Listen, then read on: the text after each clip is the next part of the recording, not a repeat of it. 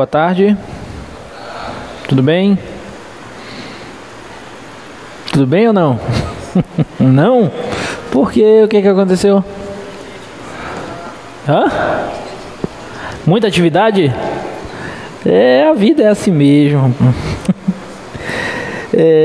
Deixa eu ver uma coisa aqui, que eu estava dando uma olhada hoje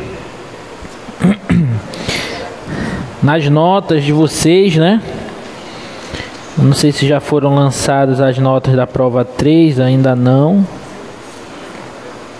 Mas a média de vocês das provas 1 e 2 estão praticamente na média, né? A média da prova 1 foi 4,57 e a média da prova 2, a média da turma, tá? Que eu me refiro, 4,56, praticamente a mesma média, né? Essa casa decimalzinha aqui diferente. Da prova 3 ainda não temos todas, pessoal, a gente ainda tá no processo de correção, tá? Mas dá para melhorar isso, né? Dá para melhorar e tem que melhorar. Então vamos estudar. E lembrando que essas duas primeiras provas foi sobre o início da nossa revisão, né? Antes da gente começar propriamente o nosso curso. E aí eu espero que vocês tenham saído bem da prova 3, que foi já sobre o assunto que a gente começou a falar, sobre limites, tá? Essa sexta-feira agora nós não temos prova. Nós vamos ter a prova de segunda chamada, né? A prova de segunda chamada. Então, se alguém faltou alguma das 3 primeiras provas, vocês podem mandar o requerimento, a gente vai avaliar e tudo. E aí, se for deferido, você tem direito a fazer a prova de segunda chamada, tá? Bom, na aula passada nós falamos sobre limites no infinito e limites infinitos, né? E vimos bastante coisa, bastante exercícios. Hoje a gente vai iniciar a nossa aula de derivada, mas faltou ainda um temazinho na aula passada, foi a respeito do limite fundamental exponencial, que é mais uma ferramenta que nos permite calcular certos tipos de limites, tá? Então a gente precisa falar sobre ele, que é esse carinha aqui, tá? O limite da função 1 mais 1 sobre x elevado a x, quando x tende a mais infinito. Esse limite aqui converge para o número e, aquele mesmo número e lá da base dos logaritmos naturais, que vocês já viram, tá? Que a gente já falou, que é esse número aqui, aproximadamente igual a 2,71828 e assim por diante. É um número em infinitas casas decimais, não periódico. É um número irracional, tá? A pessoa que conseguiu explicitar, conseguiu falar, digamos assim, encontrar esse número pela primeira vez, foi um dos irmãos Bernoulli, o Jacob Bernoulli. E ele estudava, ele estava estudando a respeito de matemática financeira, né? Um problema de juros compostos, e aí ele se deparou, ele chegou a esse resultado, tá? É claro que na época a linguagem não era exatamente o que a gente usa, a notação e tudo mais, mas por um processo de limite ele encontrou isso. E esse número E, em homenagem a Euler, tá? Euler trabalhou, John Napier também, o Napier que é o inventor dos logaritmos, ele chegou muito próximo desse número, mas não conseguiu explicitar como o Bernoulli conseguiu, tá? Então esse é um limite que vem, como eu falei, dos estudos de juros compostos, lá da matemática financeira. E é um limite muito importante, nos permite calcular outros tipos de limites que derivam dele, tá bom? Então a gente precisa conhecer bem esse carinha aqui. O curioso é que quando eu faço o limite da função 1 mais 1 sobre x elevado a x, quando x tende a menos infinito, isso aqui também converge para o mesmo número e, tá? Então esse limite funciona tanto quando o x tende a mais infinito, como quando o x tende a menos infinito, tá bom? Então isso aqui é uma observação. Se eu fizesse uma mudançazinha de variável nesse limite inicial, a gente chega nesse aqui.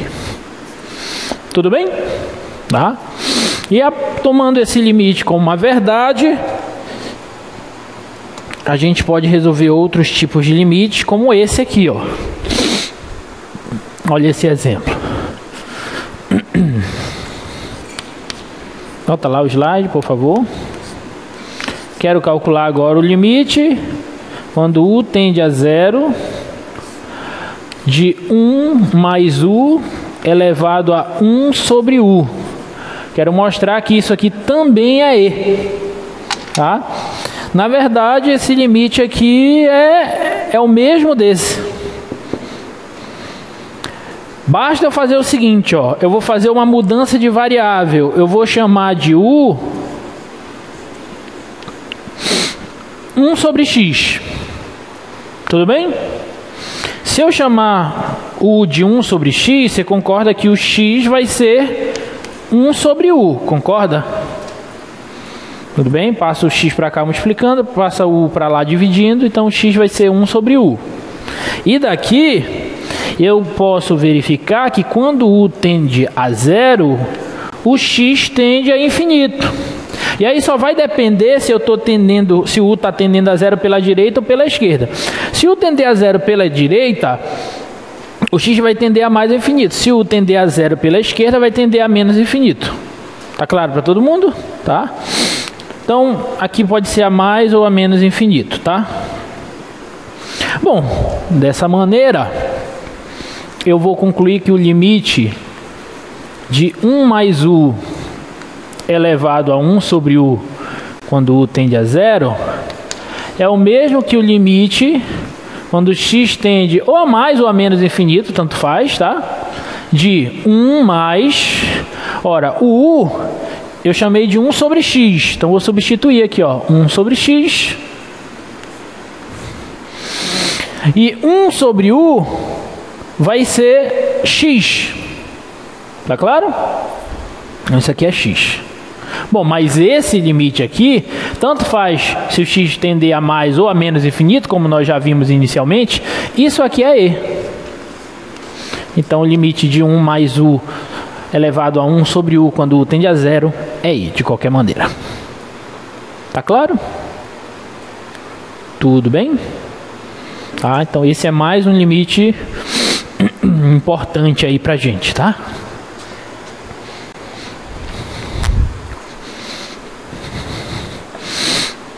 Olha este outro exemplo aqui, ó. Limite quando x tende a mais infinito de 1 mais 1 sobre x elevado a x mais 2. Como é que a gente vai calcular esse limite aí? Observem que ele é muito parecido com o limite original, o limite fundamental exponencial, só que aqui não é apenas x, é x mais 2, tá? Então como é que a gente pode resolver esse limitezinho aí?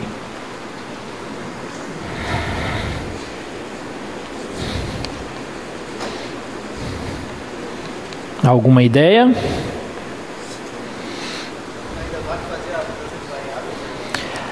Posso fazer a mudança de variável, mas tem uma sacadazinha aí que sai mais simples do que fazer, até porque mudança de variável, não sei se iria resolver muito os nossos problemas. Você está querendo chamar isso aqui de u? Pois é, porque se eu chamar de u o x mais 2, quando eu for substituir aqui o x, eu vou ter que colocar u menos 2. O x vai ser u menos 2, então eu vou ter um probleminha aqui. Entendeu? Eu vou sair do problema daqui, mas eu vou encontrar um problema agora aqui. Então não vai me ajudar muito, tá bom? Mas tem uma coisa que eu posso fazer, olha. Isso aqui é uma exponencial. Todo mundo concorda? E aqui no expoente eu tenho uma soma. Vocês lembram das propriedades da potência, né? Que a gente já até comentou aqui. Quando você tem assim A elevado a M mais N, isso aqui é o mesmo que A elevado a M vezes A elevado a N. Não é assim? Tudo bem? Então eu posso transformar isso aqui no seguinte: 1 mais 1 sobre x elevado a x vezes 1 mais 1 sobre x elevado ao quadrado. Tá claro para todo mundo? Porque produto de potência de mesma base conserva a base e soma os expoentes. E agora, o limite dessa função aqui, ó, é E, que é o limite fundamental. E quando x tende a mais infinito, 1 sobre x vai para onde? Vai para zero. Portanto, esse parêntese vai a 1. E todo esse termo vai a 1 ao quadrado. Então isso aqui vai ficar 1 ao quadrado. E o E vezes 1 ao quadrado é E mesmo. Então esse limite aqui também é E. E o legal é que eu posso adicionar, posso colocar qualquer constante aqui no lugar desse 2. O limite de 1 mais 1 sobre x elevado a x mais uma constante, quando x tende a infinito, isso aqui sempre vai convergir para I.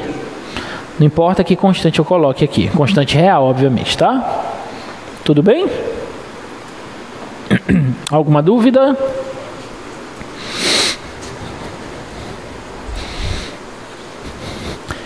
E esse aqui, ó.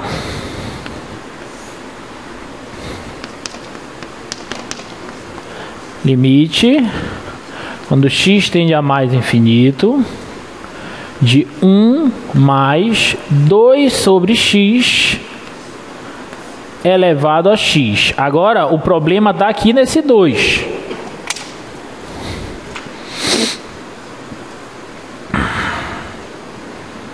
Né? O probleminha está aí. Porque se aqui fosse 1, eu já poderia dizer de cara que isso era I. Mas é 2 ali. Como é que eu faço isso? Uma substituição, uma mudança de variável. Eu vou chamar de U o quê? 2 sobre x. Muito bem. Se eu chamar 2 sobre x de U, eu posso concluir o seguinte, ó. Que quando x tende a mais infinito, o U tende a quanto? Se o x aqui tender a mais infinito, o U tende a quanto? A zero. Isso aqui vai tender a zero. Tá? Então, este limite aqui, limite quando x tende a mais infinito, de 1 mais 2 sobre x elevado a x, ele vai ser o limite, quando U tende a zero, de 1 mais U. 2 sobre x eu chamei de U.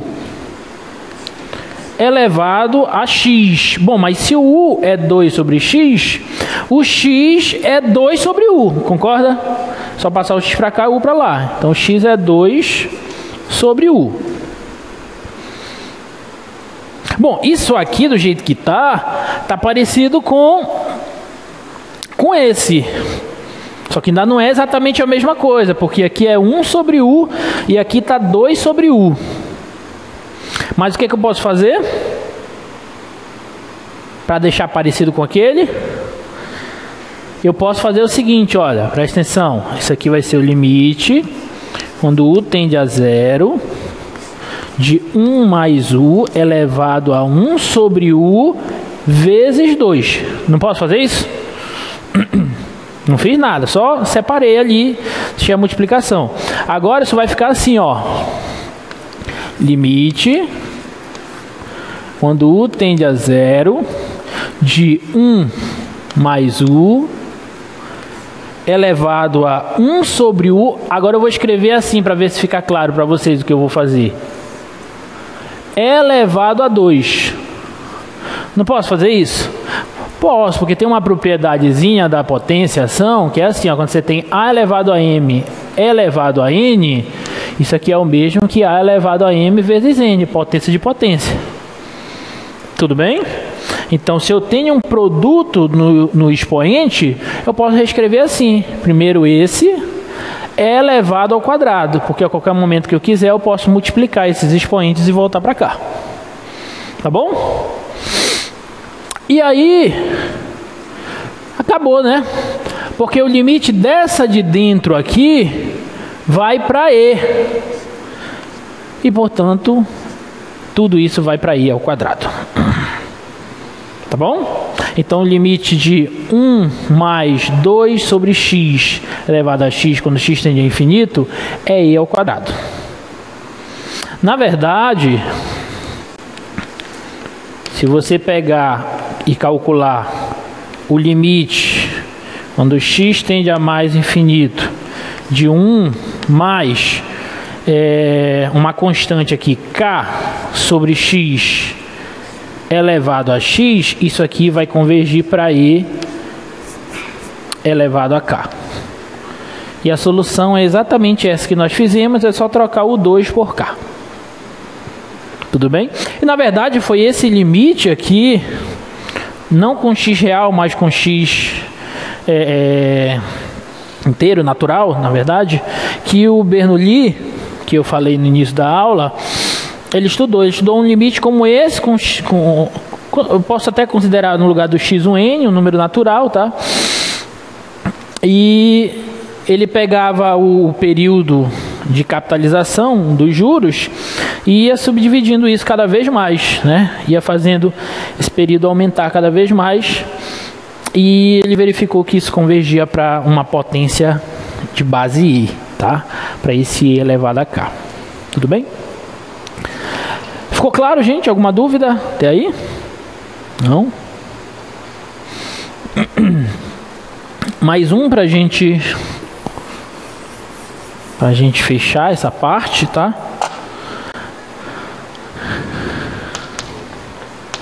Esse aqui que é legal, ele vai ser importantíssimo para a gente. Limite quando h tende a zero de E elevado a h menos 1 sobre h. Tá? E elevado a h menos 1 sobre h. Quanto que é esse limite? Bom, para a gente resolver esse limite, observe que a priori ele nem parece ter nada a ver com os que a gente já resolveu até aqui, né? Mas tem tudo a ver. A gente vai usar uma mudançazinha de variável nele. A gente vai chamar de u esse E elevado a h menos 1. Tudo bem? Tá? E eu já posso observar que quando h tender a zero, o u vai tender a quanto, pessoal? Se o h aqui tende a zero, E elevado a h vai tender a 1, e portanto o u, que é EH menos 1, vai tender a 0. 1 menos 1, 0. Tá claro? Isso aqui tende a 0.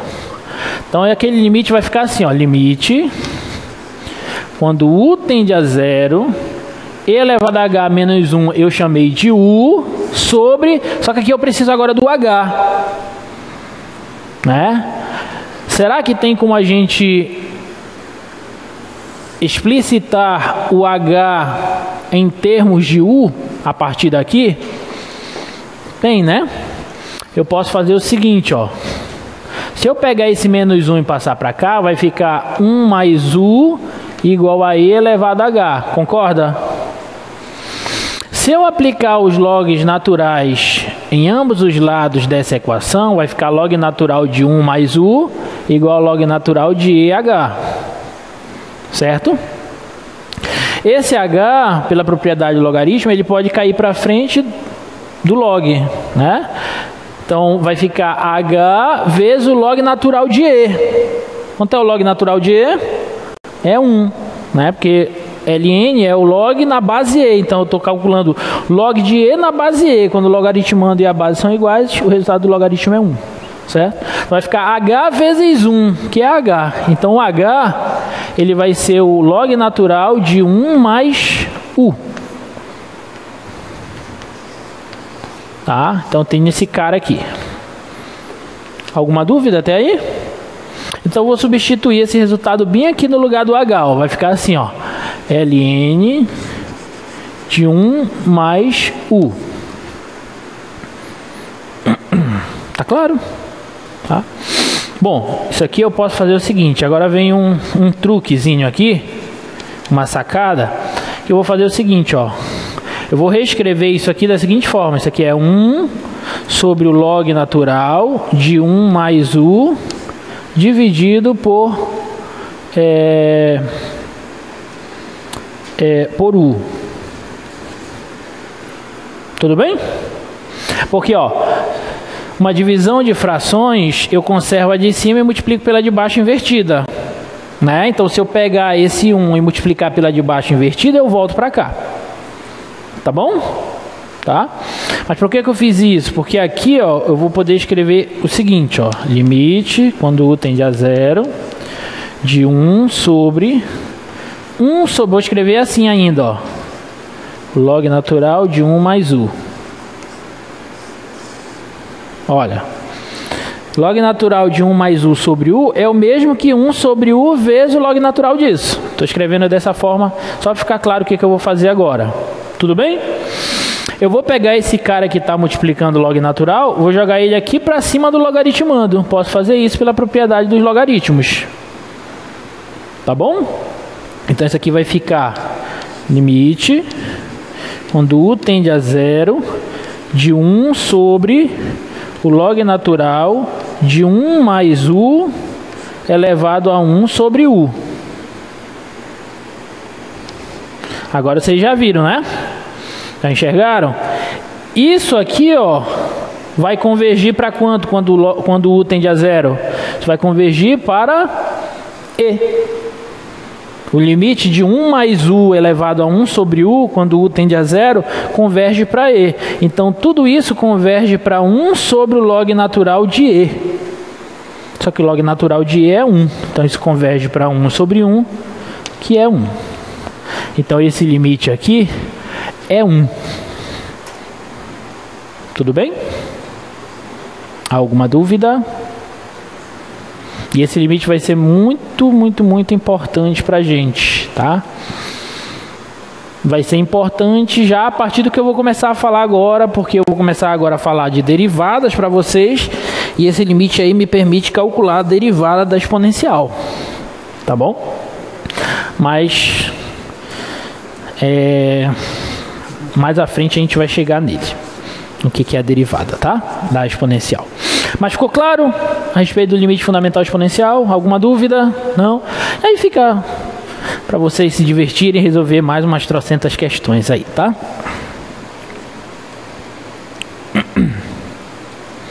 Bom, então vamos trocar a chave aqui.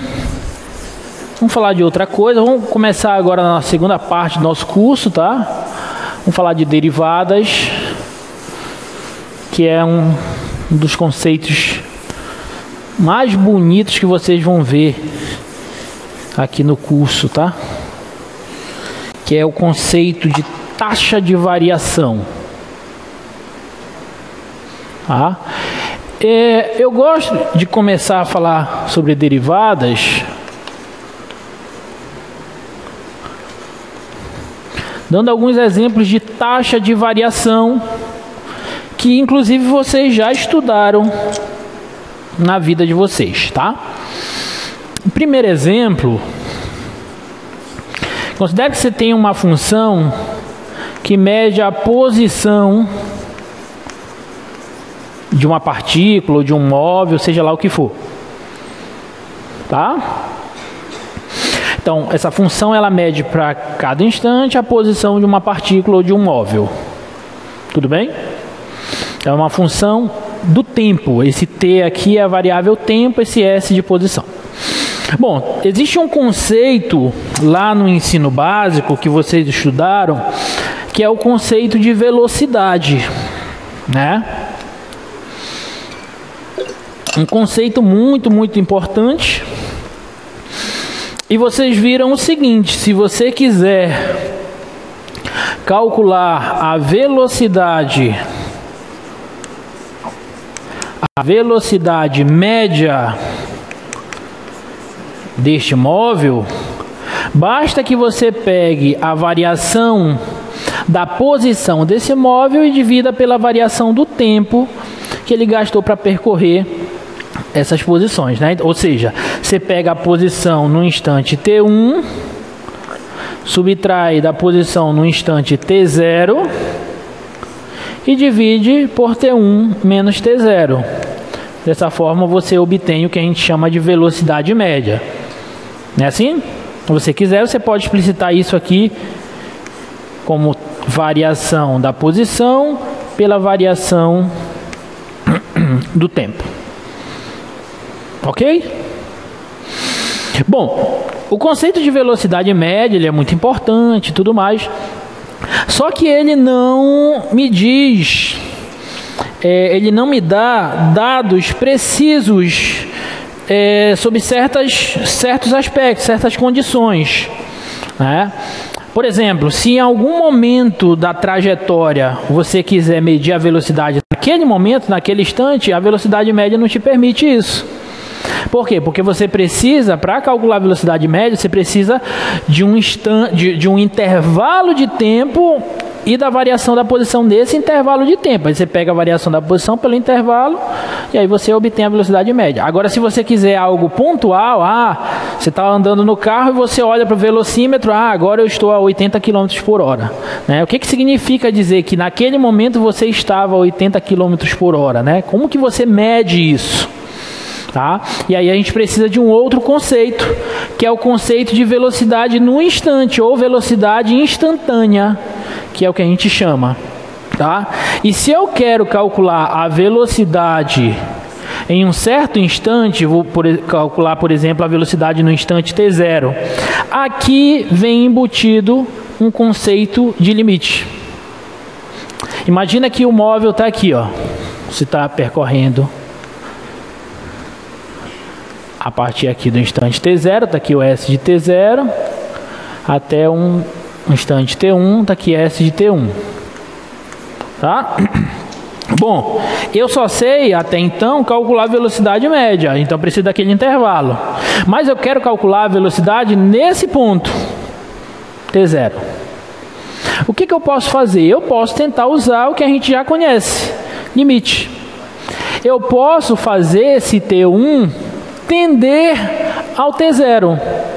Ou seja, eu posso começar a pegar intervalos de tempo cada vez menores, certo? Então eu vou fazendo esse t1 tender a t0, colapsando no t0, de modo que no limite, se o limite existir, o limite do que eu vou já escrever aqui para vocês, se esse limite existir no t0, eu posso definir isso como a velocidade no instante t0. E a velocidade no instante t0 vai ser dado pelo limite, quando t1 tende a t0,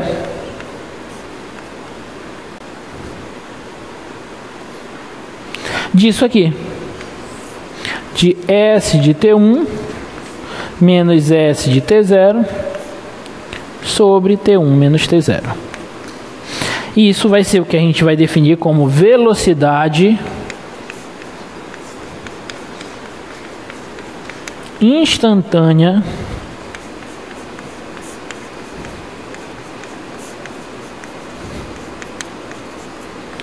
em t0. E isso vai servir para qualquer ponto da trajetória. Se eu quero um ponto intermediário aqui, basta fazer o t1 tender para o ponto e eu calculo a velocidade nesse instante. Tudo bem? Se eu considerar que essa função S, essa função posição, ela descreve um certo gráfico aqui, ó. Instante T, posição S.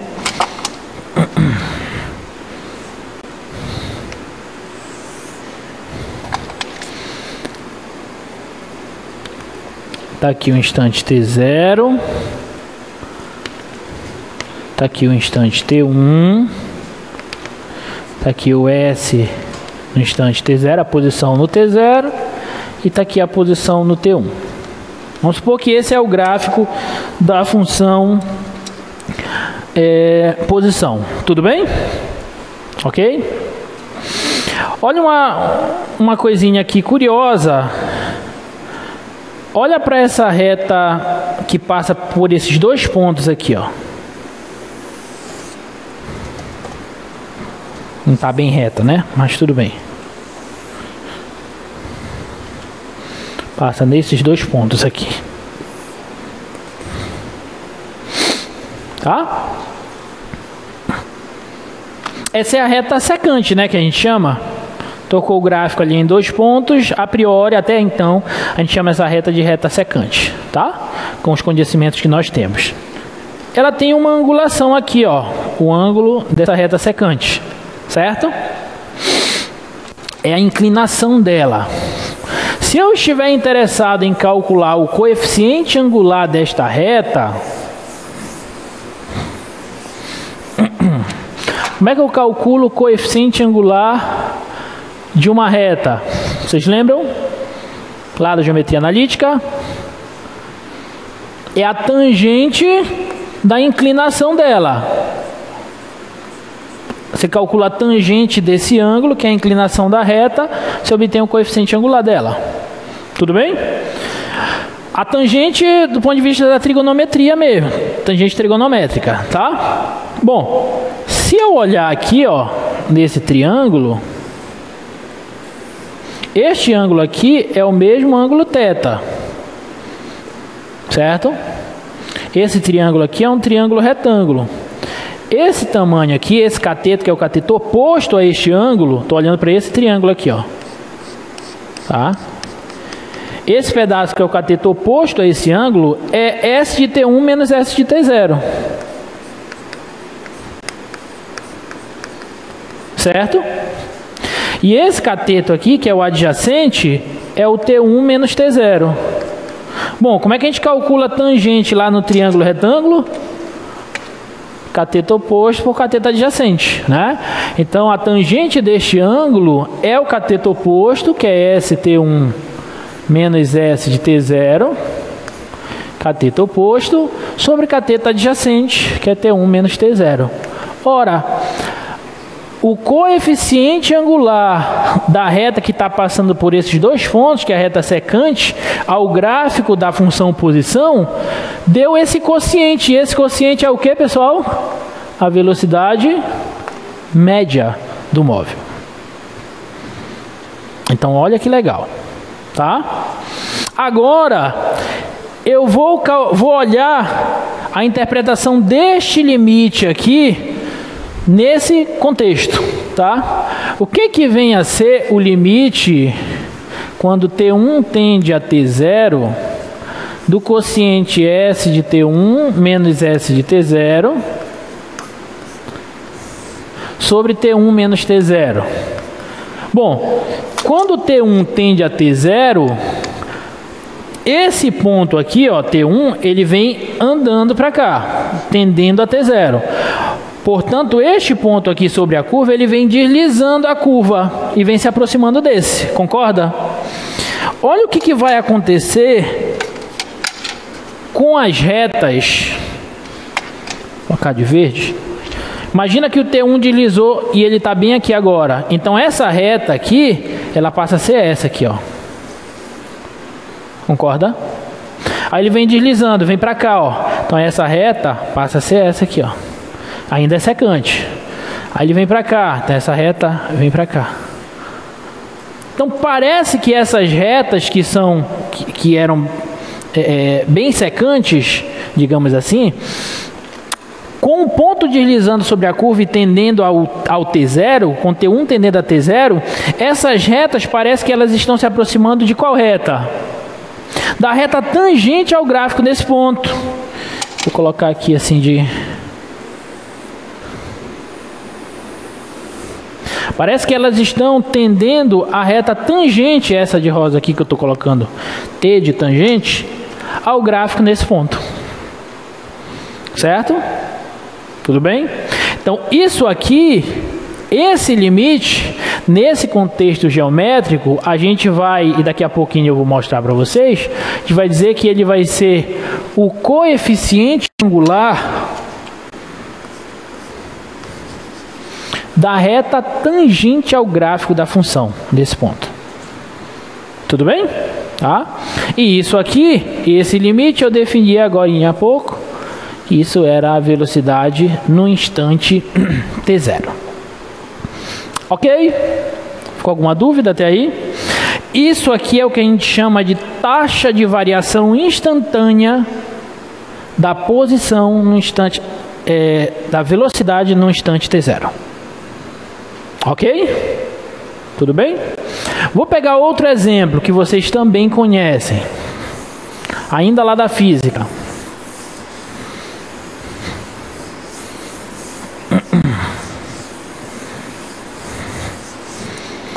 Imagina agora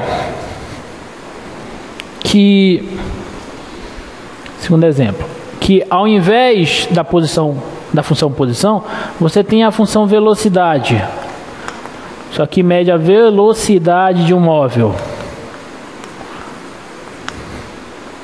Um conceito importante lá do ensino básico, lá da física que vocês estudaram, é o conceito de aceleração. Como é que vocês calculavam a aceleração de um móvel?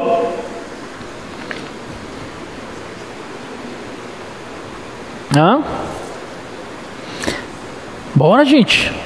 Estão dormindo? Como é que se calculava a aceleração de um móvel? Variação do quê? Da velocidade pela variação do tempo. Não é assim? Então você pegava a velocidade no instante t1 menos a velocidade no instante t0, isso aqui é o mesmo que ΔV, e dividia isso por t1 menos t0, que é o mesmo que ΔT. Isso era a aceleração do percurso, que eu posso dizer que é a aceleração média. Tá? E eu posso definir, de modo totalmente análogo àquele que eu fiz no exemplo anterior, a aceleração no instante t0, que vai ser a taxa de variação instantânea da aceleração. Vai ser o limite quando t1 tende a t0 desse quociente. Velocidade no instante t1 menos a velocidade no instante t0 sobre t1 menos t0. Então olha que interessante. A aceleração instantânea, a aceleração num certo instante, é o limite desse quociente. Ou seja, vai ser uma taxa de variação instantânea para a velocidade. Então, a velocidade instantânea, ela é a taxa de variação instantânea da posição. E a aceleração instantânea, ela é a taxa de variação instantânea da velocidade. Tudo bem? E esses conceitos estão muito presentes aí no nosso cotidiano, tá? Dois exemplos que vocês já viram. Viram sobre aceleração média e velocidade média, tá? Só que eu estou introduzindo agora um novo conceito, que é o conceito de velocidade instantânea e aceleração instantânea, tá bom?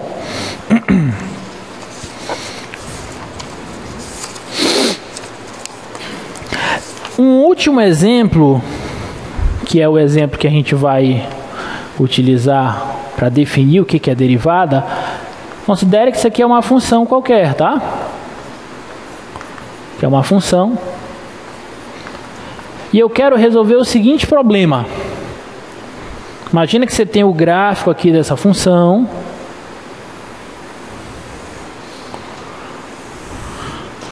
Imagina que esse aqui é o gráfico da função f. Tá?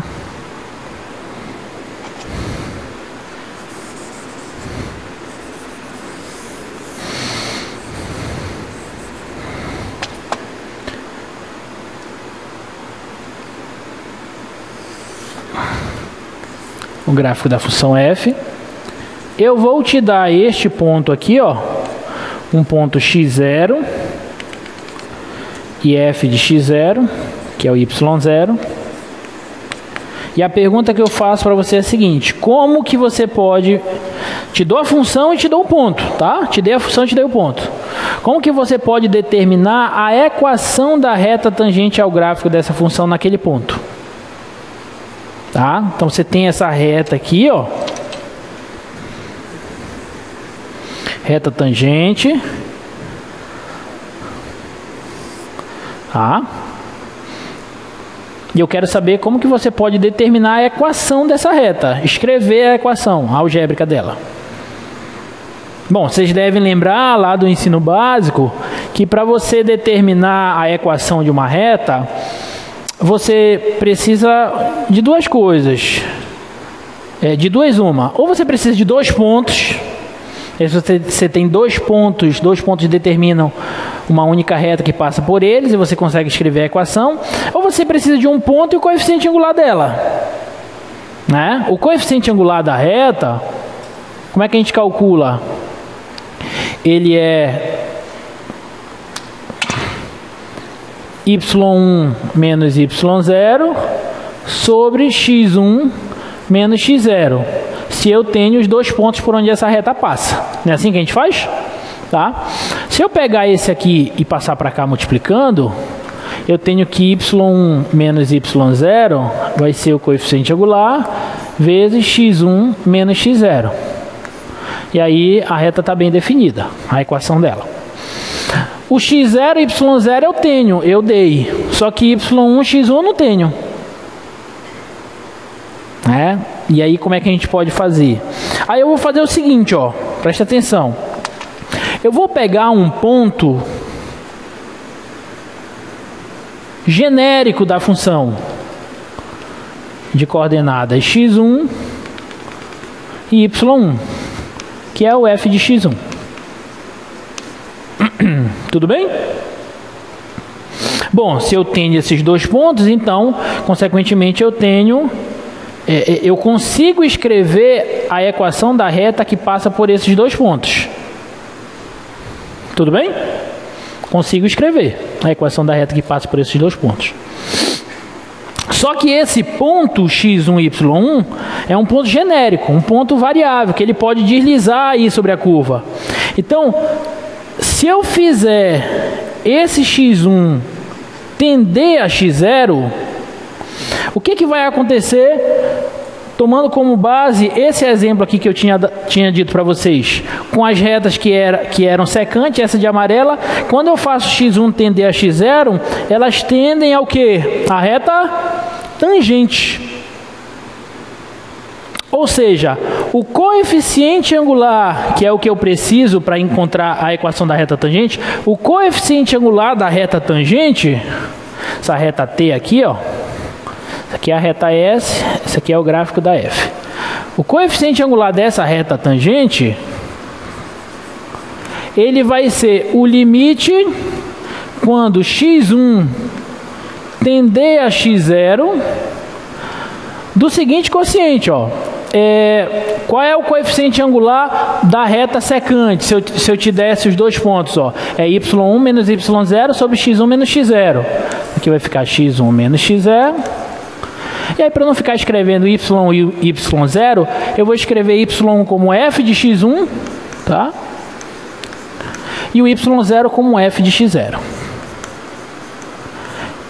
Se eu olhar só para isso, aqui, isso é o coeficiente angular da reta secante. Quando eu calculo o limite desses coeficientes angulares, quando x1 tende a x0, eles vão convergir para o coeficiente angular da reta tangente. Tudo bem? Ou seja, o problema de determinar a equação da reta tangente ao gráfico de uma curva em um certo ponto, ele se resume ao problema de determinar o coeficiente angular da reta tangente. Porque se eu tenho o coeficiente angular e tenho o ponto, a equação fica definida, fica determinada. Tudo bem? E observe que isso aqui é uma taxa de variação instantânea no instante x0, no ponto x0.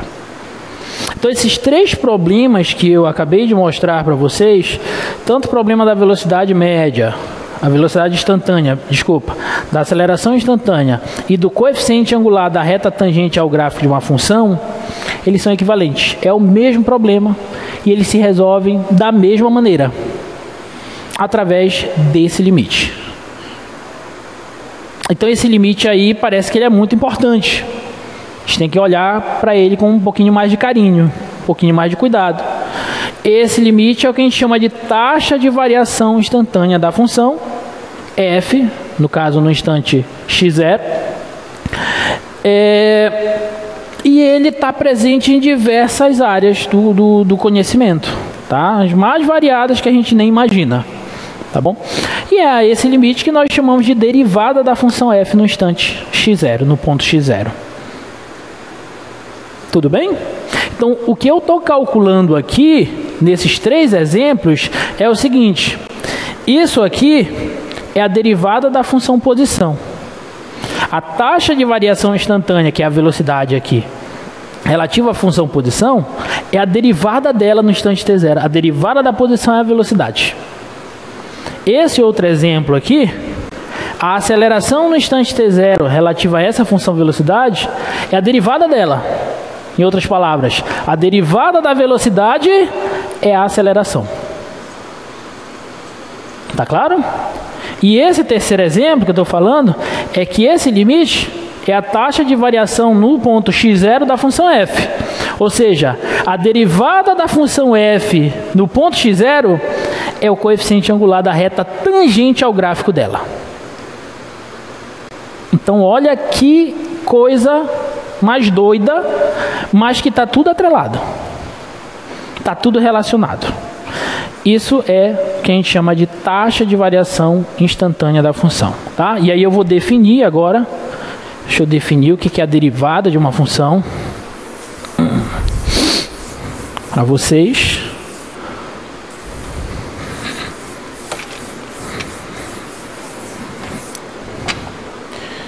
Eu vou definir assim, ó, definição.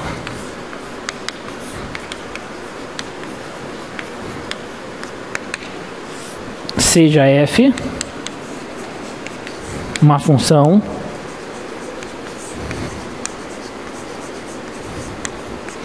e x0 no domínio dela. Pega um ponto x0 no domínio da f. Chamamos de derivada de f em x0 o limite, o seguinte limite, quando x tende a x0 de f de x menos f de x0 sobre x menos x0. A esse limite nós damos o nome de derivada da função f no ponto x0. Tudo bem? Que eu posso também chamar isso de taxa de variação instantânea da função f em x0. Ok? Notações que nós iremos utilizar para esse limite aí. Nós podemos representar esse limite da seguinte forma, em geral, f' no ponto x0. Essa linhazinha aqui em cima do f vai indicar derivada para a gente. Tá? Em alguns casos, na verdade em muitos casos, nós também vamos escrever assim, ó, df por dx em x0. Isso aqui vai indicar derivada da f em relação a x no ponto x0. Tá bom? Essas são as duas notações que vocês devem encontrar aí nos materiais. Pode ser que você pegue algum livro e encontre uma notação assim, que é mais antiga, com um pontinho aqui em cima, mas provavelmente são os livros mais antigos que usam essa notação, tá? Eu acho que quase não se usa mais. Essas duas são as mais utilizadas. Tá? Essa daqui é a notação de Leibniz. A gente vai ver algumas interpretações no futuro sobre essa notação aí, que ela não é simplesmente uma notação. Tá? Por enquanto vai ser uma notação, mas não é simplesmente uma notação. Tá bom? Ok?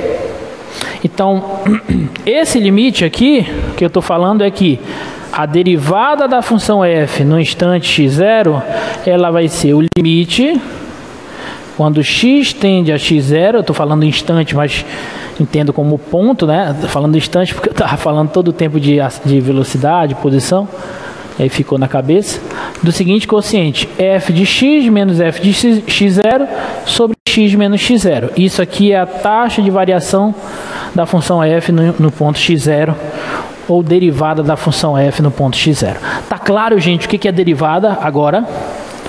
Derivada é simplesmente um limite, mas que mede a variação da função no instante, certo?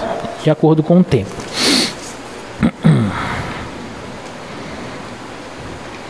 E existem diversos estudos sobre taxa de variação. Mostra pra gente aqui o slide, tá? Corrente elétrica é uma taxa de variação, é uma derivada. Compressibilidade, taxa de crescimento instantâneo, custo marginal, taxa de fluxo de calor, gradiente de temperatura, potência, gradiente de velocidade no sangue, taxa de divulgação de um boato, taxa de desenvolvimento de desempenho, tudo isso são taxas de variação. Débito cardíaco é taxa de variação. Então, nas mais variadas áreas do conhecimento, na medicina, na engenharia, como é o caso de vocês, na física, nas ciências sociais, tudo tem taxa de variação, tudo tem derivada. E daí a importância da gente estudar esse troço aí. Tudo bem? Alguma dúvida, gente? Então, o que eu acabei de falar agora há pouco para vocês é o seguinte, ó. A velocidade instantânea de uma partícula, ela é a taxa de variação da função posição. Em outras palavras, a velocidade é a derivada da função posição. Tudo bem?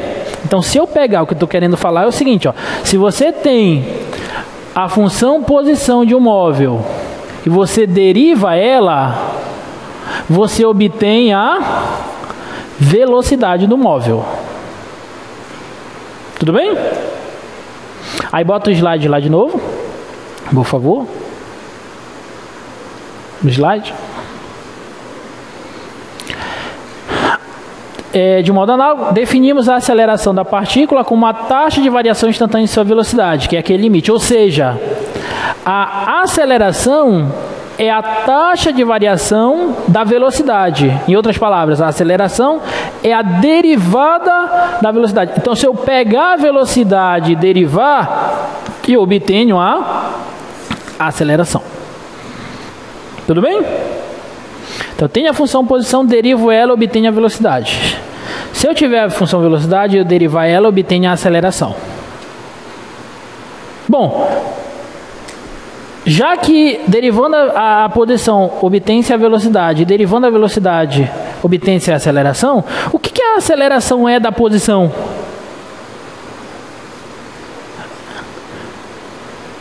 Vou repetir. Deriva uma vez a posição, obtém-se a velocidade. Deriva uma vez a velocidade, obtém-se a aceleração. O que a aceleração é da velocidade? A segunda derivada. Se eu tiver a posição e derivar ela duas vezes, eu obtenho a aceleração. E isso aí é uma introduçãozinha para a gente entender mais à frente o conceito de segunda derivada, terceira derivada. Você tem uma função, você pode derivar ela várias vezes. Você não precisa derivar só uma vez. E a gente vai ver mais à frente, por exemplo, no caso específico da segunda derivada, que a segunda derivada nos dá informações importantíssimas sobre a função original. Tá bom? Mais especificamente a respeito da concavidade da função nos intervalos, tá? Mas a gente vai chegar lá. Tudo bem? Mas já fica o registro de que a aceleração é a segunda derivada da posição. Tá bom?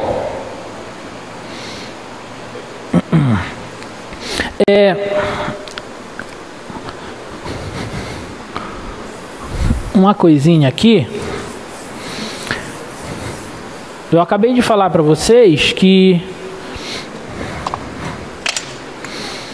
a derivada de uma função num instante, num ponto x0, é o limite, quando x tende a x0, de f de x menos f de x0 sobre x menos x0. Isso aqui, eu tinha falado lá no exemplo inicial sobre a posição e a velocidade instantânea, que se esse f for a função posição, eu posso considerar isso aqui como ΔS e isso aqui como ΔT. Não foi assim? Eu falei? Então eu posso fazer a mesma coisa. Se eu chamar isso aqui, ó, de ΔX, essa diferença, x menos x0, tá? Eu posso dizer que isso aqui, essa derivada, ela vai ser o limite de ΔF por ΔX quando ΔX tende a zero, né? Porque quando x tende a x0, x menos x0 tende a zero, então ΔX tende a zero, tá? Então é o limite quando ΔX tende a zero de ΔF por ΔX. Isso aqui essa notação é muito utilizada na física, por exemplo, tá bom? Mas fica o registro se vocês virem algo desse tipo, tá bom?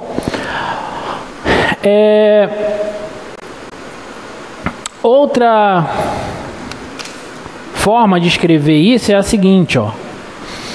Se eu chamar esse x menos x0 de um número h, como eu chamei aqui de ΔX, mas se ao invés de ΔX for uma letra h, por exemplo, observe que quando x tende a x0, o h tende a zero, concorda? Tá? Então isso aqui eu posso reescrever assim, ó. F' de x0 vai ser igual ao limite, quando h tende a zero, de, observem, f de x. Se eu pegar o x0 e passar para cá, somando, vai ficar x0 mais h. Então x é x0 mais h. Menos f de x mesmo. F de x0, desculpa. Sobre x menos x0, que eu chamei de h. Sobre h. Então isso aqui é outra maneira da gente explicitar a derivada de uma função num ponto, tá? Essas são as duas mais utilizadas. Essa aqui de cima e essa aqui de baixo. É a mesma coisa, só que escrito de forma diferente. E aí, dependendo da função que você vai querer calcular a derivada, pode ser que seja mais fácil trabalhar com esse tipo de limite ou com esse tipo de limite, vai depender muito da função. Tá bom?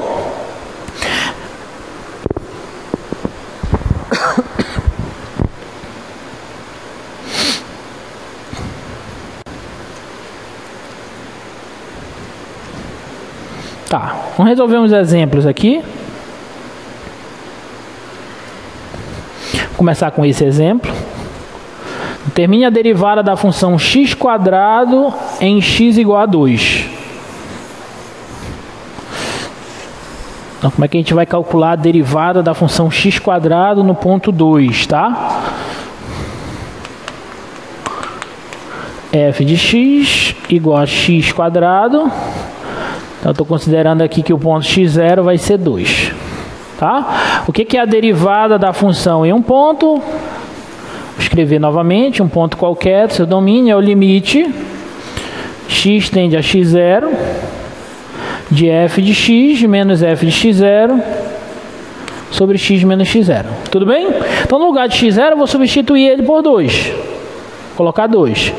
Então, a derivada no ponto 2, a derivada da f no ponto 2, vai ser o limite quando x tende a 2 de f de x menos f de 2 sobre x menos 2.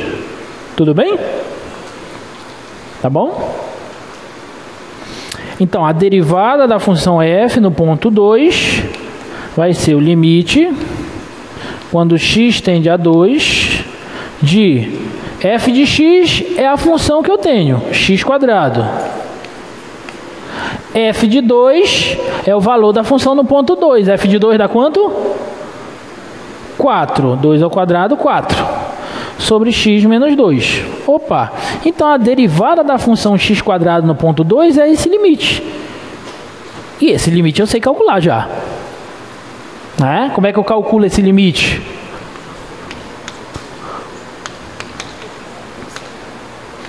Como é que eu calculo esse limite? Eu posso reescrever isso da seguinte forma. Certo? Posso reescrever essa diferença de quadrados usando o produto notável x mais 2 vezes x menos 2. Certo? Posso cancelar isso aqui, tudo bem? E, portanto, a derivada da função f no ponto 2 vai ser limite de x mais 2 quando x tende a 2. É 2 mais 2, que é 4. Opa! Então, a taxa de variação da função x quadrado no ponto x igual a 2 é 4. Ou, se eu quiser, eu posso dizer o seguinte: o coeficiente angular, lembra da interpretação geométrica da derivada? A interpretação, mais uma vez, vou repetir. A interpretação geométrica da derivada de uma função em um certo ponto é que a derivada da função no ponto é o coeficiente angular da reta tangente ao gráfico da função no ponto. Certo? Ou seja, considere o gráfico da função x quadrado. Está aqui, ó, o gráfico da função x quadrado. Eu estou trabalhando neste ponto aqui, ó, o ponto 2. É 2 e 4 a imagem dele pela função. Olha para a reta tangente ao gráfico dessa função aqui, neste ponto. O coeficiente angular desta reta é 4. Tudo bem? Alguma dúvida? Ficou claro? Agora, uma observação importantíssima, gente, para não confundir, porque quando a gente fala em reta tangente, lá no ensino básico isso era muito comum, tá? Quando a gente fala de reta tangente, a reta tangente é a reta que toca a curva em um único ponto, tá? Aqui isso não é inteiramente verdade, tá bom? É importante dizer isso, tá? Porque o conceito de reta tangente, ele na verdade é um conceito mais sofisticado, ele é um conceito local. Ele não é um conceito tão abrangente para quando eu olho para a curva toda. Ele é um conceito local, eu tenho que olhar perto do ponto que eu estou considerando a tangente. Tá? Então imagine que você tem a função aqui, ó. A função aqui, ó.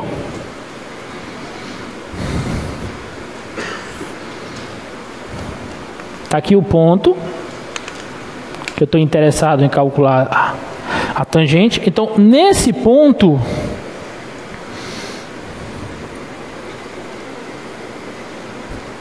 a tangente é essa. Então, próximo do ponto, essa é a reta tangente, certo? Mas, e se a curva fizesse isso aqui, ó?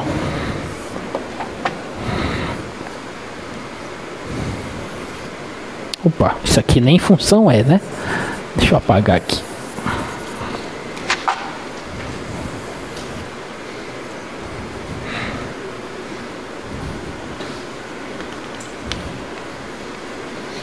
Olha para a tangente nesse ponto. É essa reta aqui, ó. Mas se eu continuar com a tangente, ela corta a curva mais uma vez. Deixa de ser a tangente da função naquele ponto? Não, continua sendo. Por quê? Porque o conceito de reta tangente está atrelado àquele conceito daquele limite que eu falei para vocês. E eu tenho que olhar próximo do ponto x0. Próximo desse ponto, essa é a tangente? É, então para longe dele não me interessa o que ela vai fazer com a função, se ela vai tocar em 2, 3, 4 pontos. Perto do ponto, essa é a reta tangente. Então esse é o conceito de reta tangente, é um conceito local. Tudo bem? Alguma dúvida? Beleza. Então o próximo exemplo é o seguinte: calcule a reta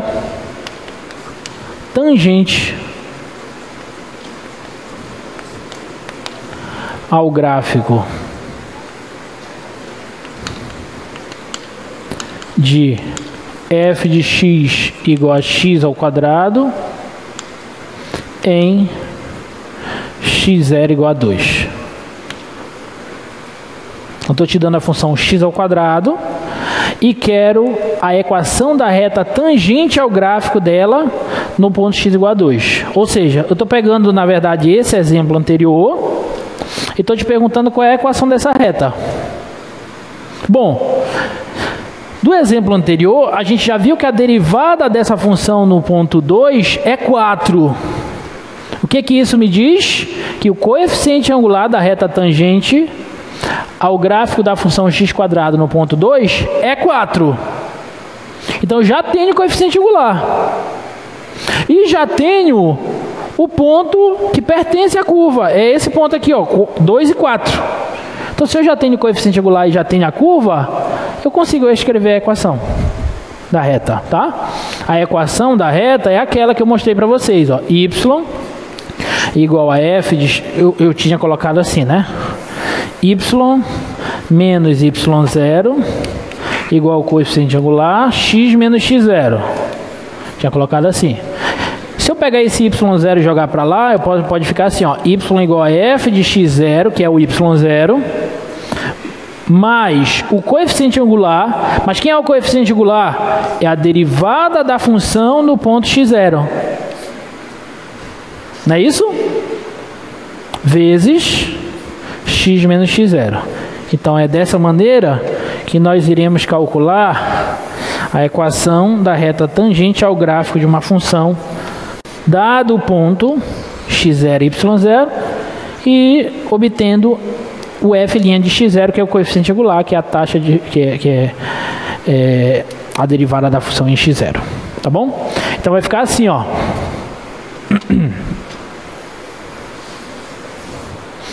Vai ficar assim, ó.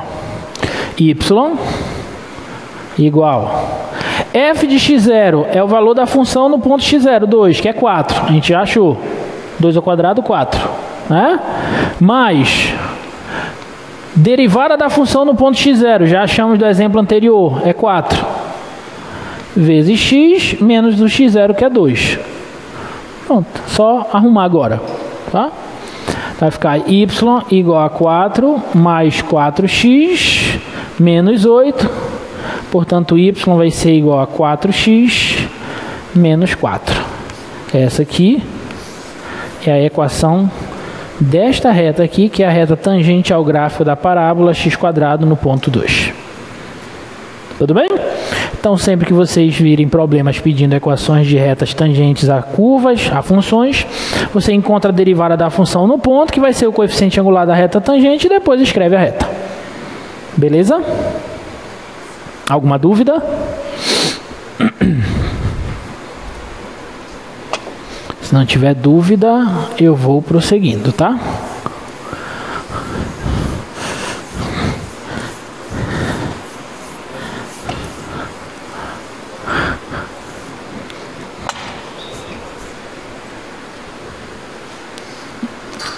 Outro exemplo. Bota lá o slide, por favor. Considerando a posição de um móvel em função do tempo dada pela função s de t igual a 2t ao cubo mais 8t mais 10, determine a derivada de s em t igual a 1. A derivada de s no ponto 1.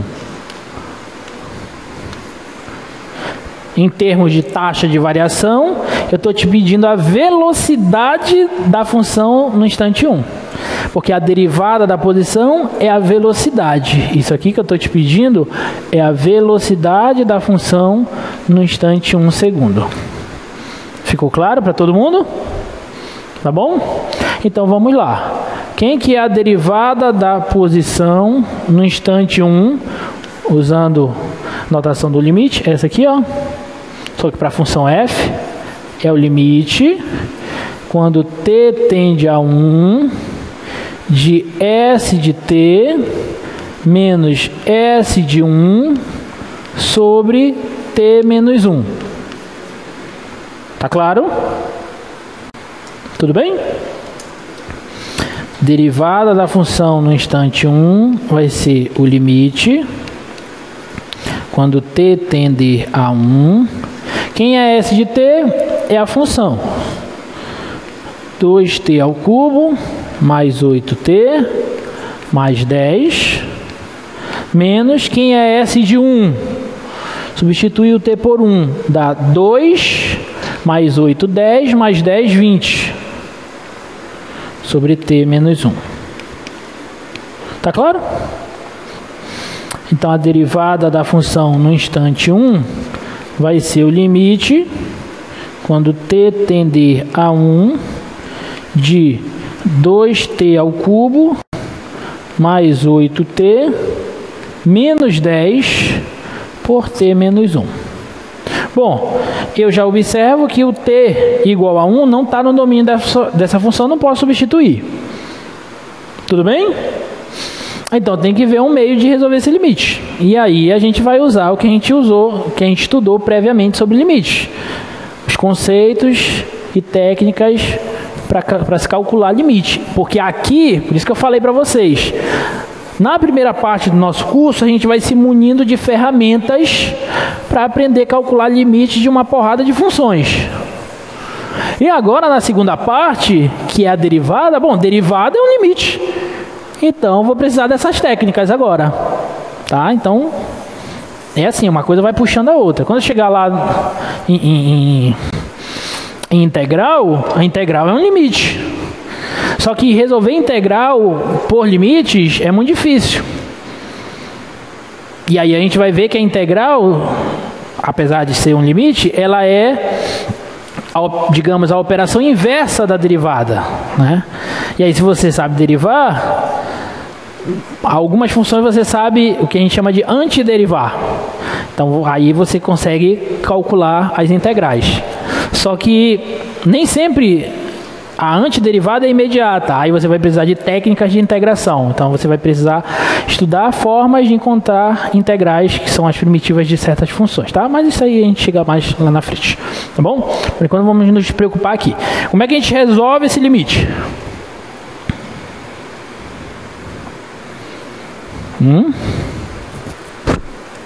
Limite de 2t ao cubo mais 8t menos 10 sobre t menos 1 quando t tende a 1.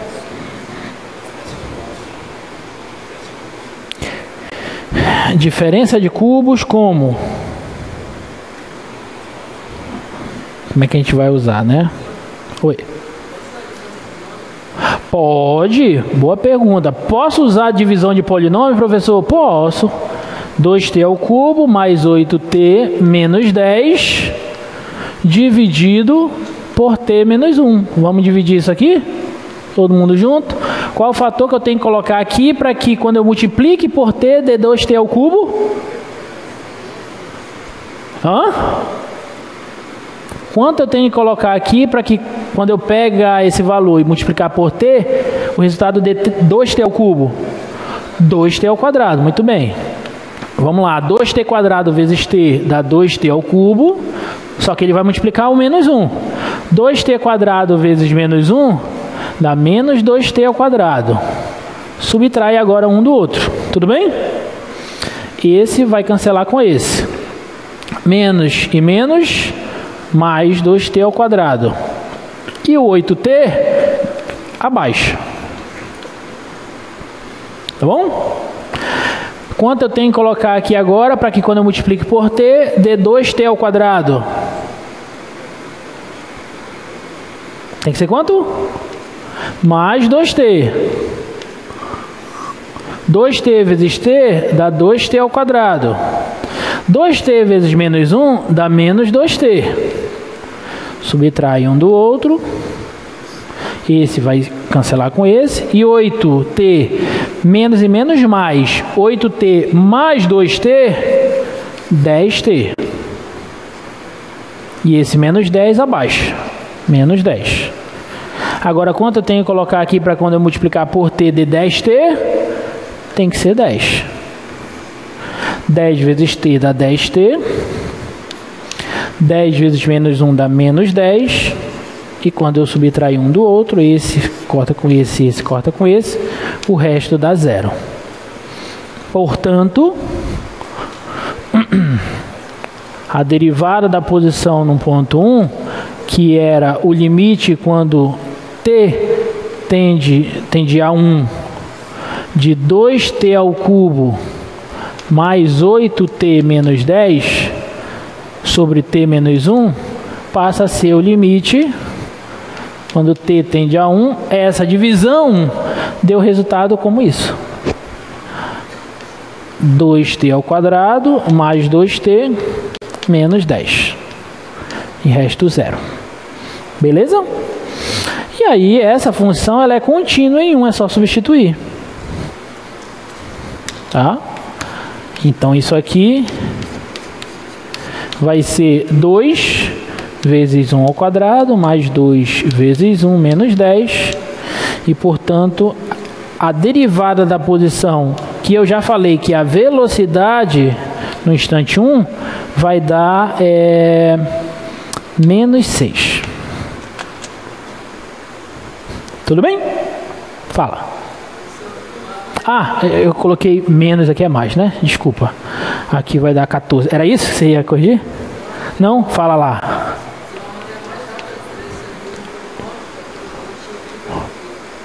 Sim, pode usar Brillouin também. Usando o Brillouin, vocês podem fazer assim, ó. Era 2t ao cubo mais 8t menos 10 dividido por t menos 1. Para usar Brillouin, você precisa de uma raiz desse polinômio.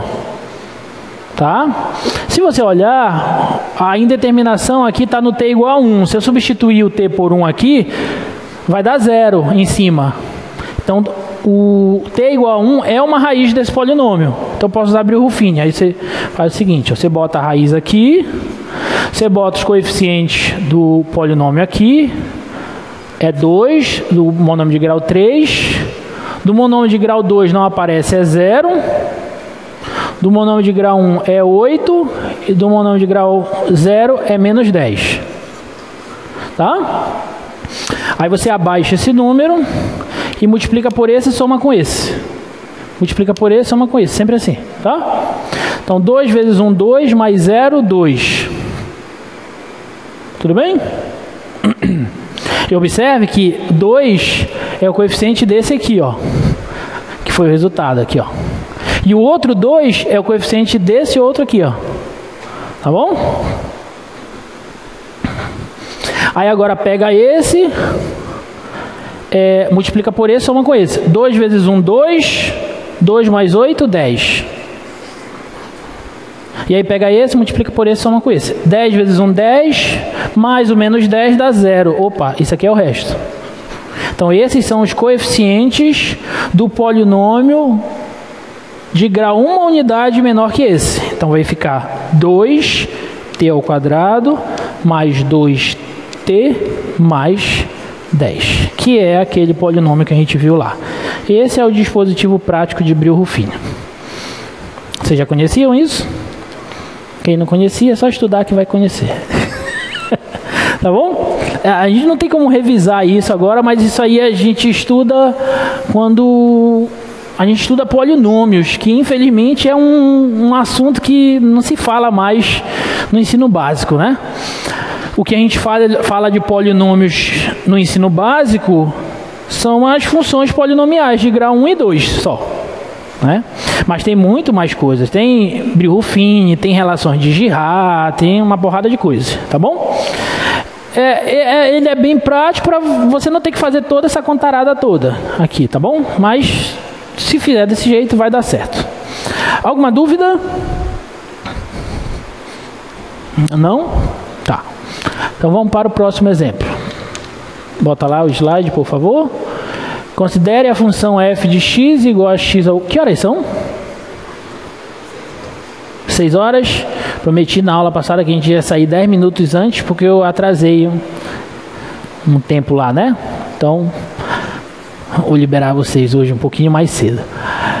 Calcule na letra A a derivada da função do ponto 2. E na letra B, o que é aquilo da letra B? A derivada da função do ponto menos 5. É outra notação, tá? Que é aquela notação que eu tinha mostrado. df, dx, aí eu poderia colocar aqui assim, ó, menos 5, se eu quiser, ou eu posso colocar do jeito que está lá também. df, dx, com essa barra, e aqui embaixo x igual a menos 5. É a mesma coisa. Tá bom? Então vamos para a letra A. Primeiro eu tenho que calcular a derivada da função x à terceira. Bom, eu já sei que a derivada da função do ponto x0 é o limite, quando x tende a x0, de f de x menos f de x0 por x menos x0. Tá bom? Então, letra A. Derivada da função no ponto 2 é o limite, quando x tende a 2. F de x é x à terceira. F de x0, que é 2, é 2 à terceira, sobre x menos 2. Tá claro? Tudo bem? Então, a derivada da função no ponto 2 vai ser igual ao limite, quando x tende a 2. E agora? Porque eu não posso substituir o 2, não está no domínio dessa função. Como é que eu posso resolver esse limite? Posso usar o produto notável da diferença de cubos, não é? Vocês lembram? Isso aqui eu posso reescrever assim, ó, x menos 2 vezes x quadrado mais x vezes 2 mais 2 ao quadrado. Tudo bem? Alguma dúvida? É só lembrar que, vou colocar aqui embaixo, a ao cubo menos b ao cubo é o mesmo que a menos b vezes a quadrado mais ab mais b ao quadrado. Continuaremos precisando desses camaradas aí que nos ajudam muito no cálculo de limites, tá? Os produtos notáveis. Esse eu posso cancelar com esse. Então, a derivada da função no ponto 2 vai ser o limite quando x tende a 2 dessa função. Essa função é contínua em 2, é só substituir. Tá? Então, vai ficar 2 ao quadrado, mais 2 vezes 2, mais 2 ao quadrado, 4, 4, 4, isso dá 12. Tá bom? Então, o coeficiente angular da reta tangente ao gráfico da função x ao cubo no ponto 2 é 12. E a derivada dela no ponto 2 é 12, tá? Tudo bem? Deixa a letra B como exercício para vocês. Calcular a derivada daquela função no ponto 5, tá? Uma coisinha aqui curiosa, tá? Olha só. Vamos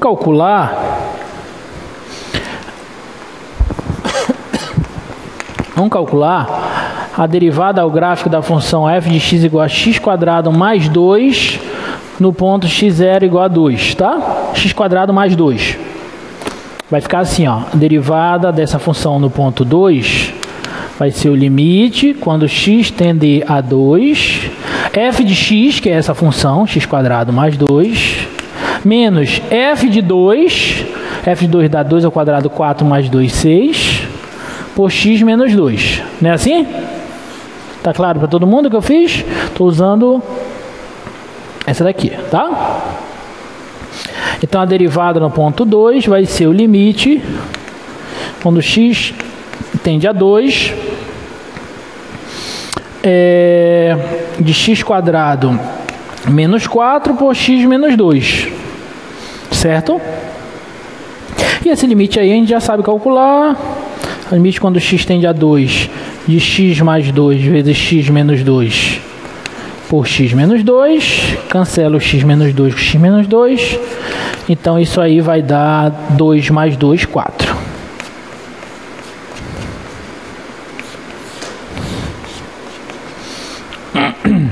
Vocês lembram que eu tinha falado que a derivada da função x quadrado, só x quadrado, no ponto 2, também tinha dado 4.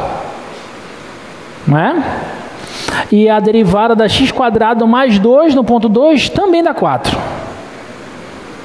Será que é coincidência? Outro exemplo. Deu o mesmo resultado, né? Nos dois exemplos. Por quê, né? Será que foi pura e simples coincidência? Outro exemplo. Pega a função f de x igual a 2x mais 5 e pega a função 2x menos 7. Calcula a derivada delas em um ponto comum, por exemplo, x0 igual a 1.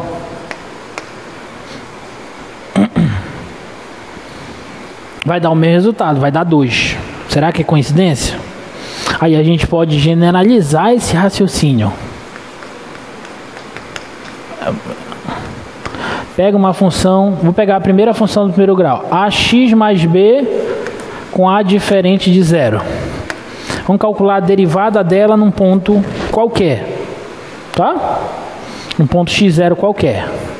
Derivada dela num ponto x0 vai ser o limite, quando x tender a x0, f de x, que é ela, menos f de x0, que vai ser ax0 mais b, sobre x menos x0. Tá claro para todo mundo? Tá bom? Então a derivada dela no ponto x0 vai ser o limite, quando x tender a x0. Observe que esse b com menos b daqui vai cancelar.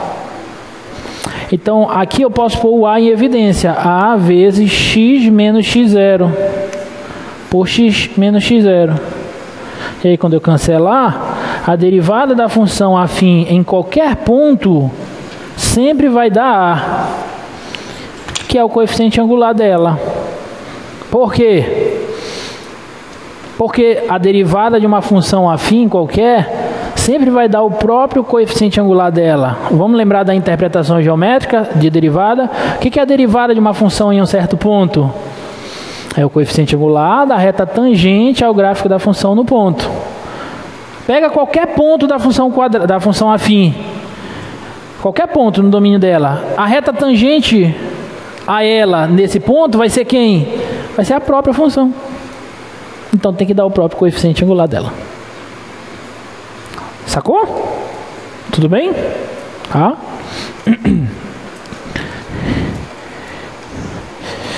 Por hoje tá bom. Espero que vocês tenham entendido a respeito de derivada. Um forte abraço e até... Segunda não tem aula, né? Feriado, né? Segunda? Isso é quarta-feira que vem, então, tá? Tchau, gente. Estudem.